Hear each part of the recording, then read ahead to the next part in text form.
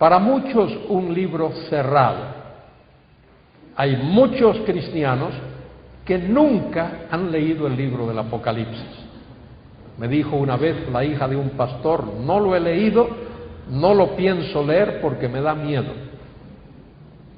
Y algunos tienen miedo leer el libro del Apocalipsis.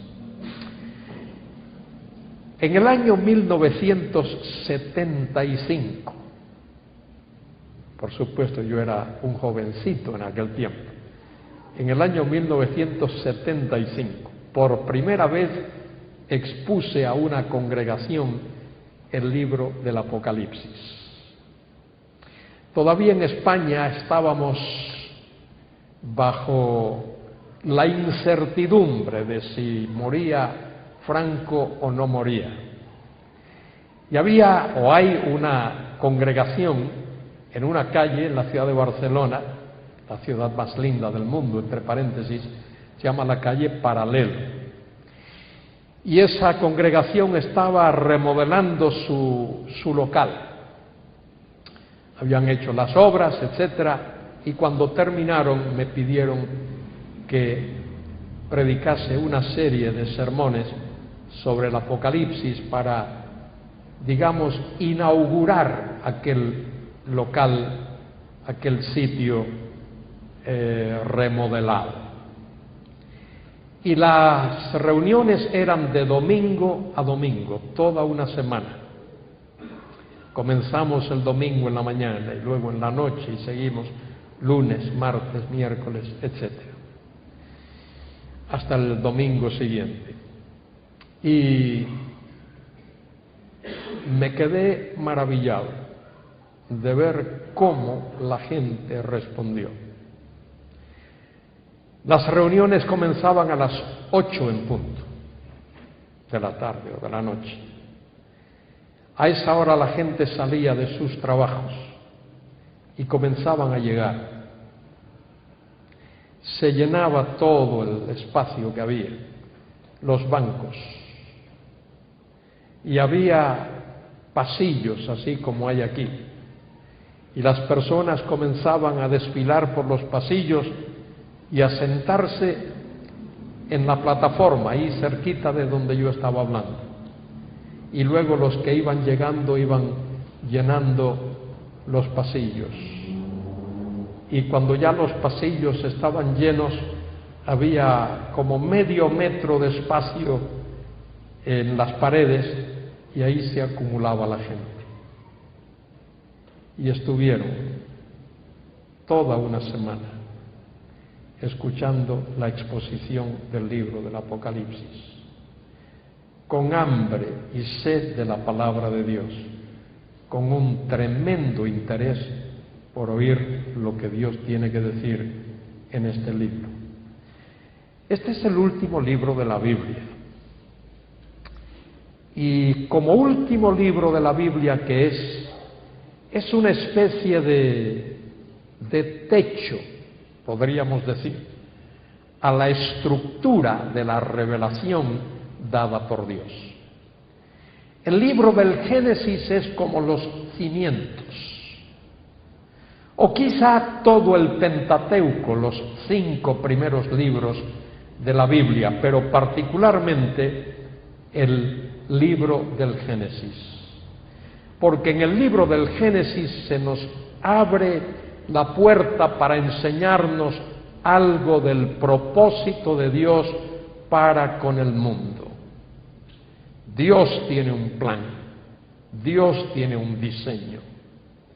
Este mundo no es obra de la casualidad, no es resultado del azar. Este mundo no es un accidente. Este mundo es obra del Dios sabio, omnisciente, todopoderoso, soberano. Ese Dios que es el eterno desde la eternidad. Y ese Dios que quiso darse a conocer. Ese Dios que se ha autorrevelado. Martín Lutero dijo que el Dios incógnito, el Dios desconocido, se ha hecho cógnito, se ha dado a conocer. Y ese Dios se ha dado a conocer por medio del universo que Él ha creado. Es creación de Dios. No es producto de una gran explosión, es diseño de Dios. Dios lo diseñó con propósito, Dios lo diseñó con sabiduría, Dios lo diseñó con amor. Y por eso dice un salmo, los cielos cuentan la gloria de Dios. Y el firmamento anuncia, o tal vez denuncia, proclama la obra de sus manos. Un día emite palabra al otro día.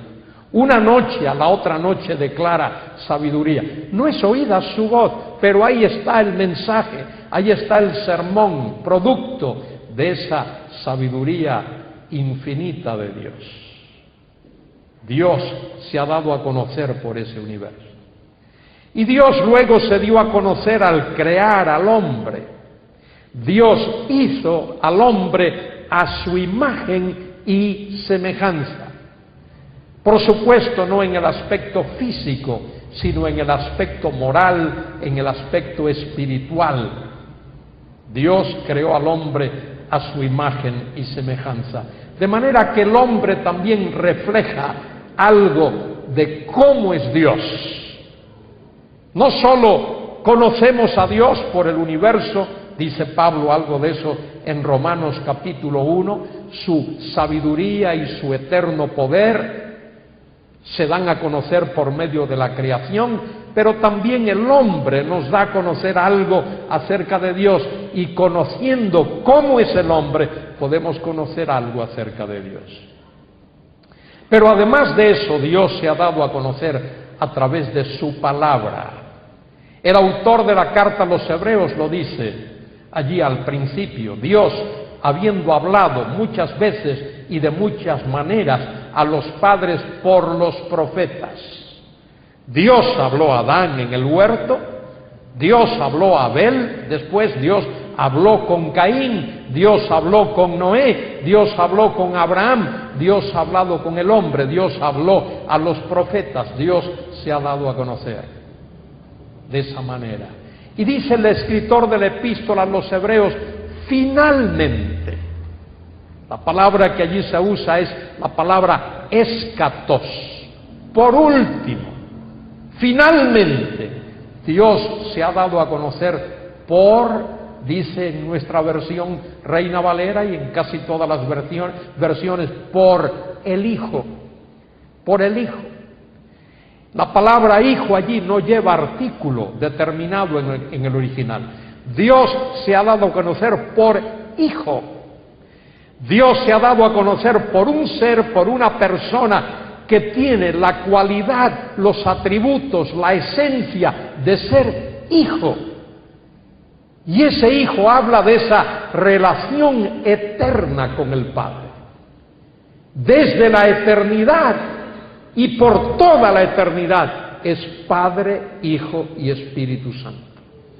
El Padre es Padre trinitario, el Hijo es Hijo trinitario.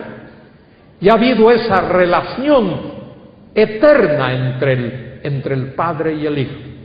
Y en ese diseño de Dios que no nos toca en esta noche hablar, en ese plan de Dios, Dios permitió la entrada del pecado en su creación. Primeramente a través de el ángel de luz que Él había creado. Dios permitió que hubiese esa rebelión angelical. Un día Dios nos explicará el porqué. Y Dios permitió también que su criatura, esa que Él había hecho a su imagen y semejanza, también se rebelase contra Dios y desobedeciese a Dios. Y dice la Biblia que el pecado entró en el mundo por la desobediencia de un hombre. Y por ese pecado entró la muerte, y la muerte ha pasado a todos los hombres por cuanto todos pecaron. Si hay algo que nos une como seres humanos, es el hecho de que todos somos pecadores. No hay excepción. Todos hemos pecado.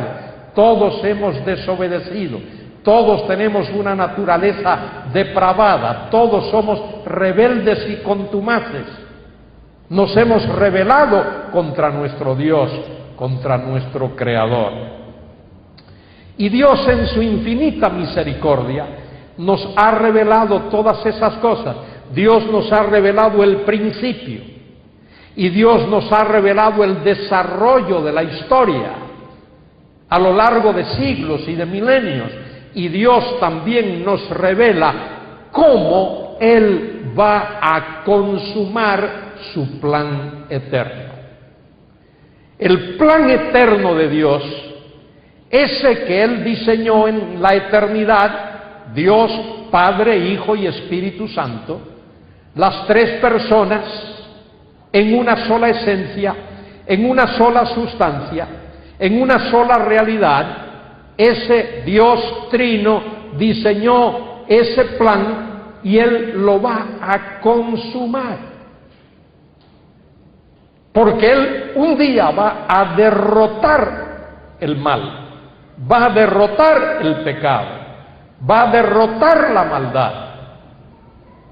Y un día su gloria, como dice Habacuc 2:14, toda la tierra será llena del conocimiento de la gloria del Señor, como las aguas cubren el mar.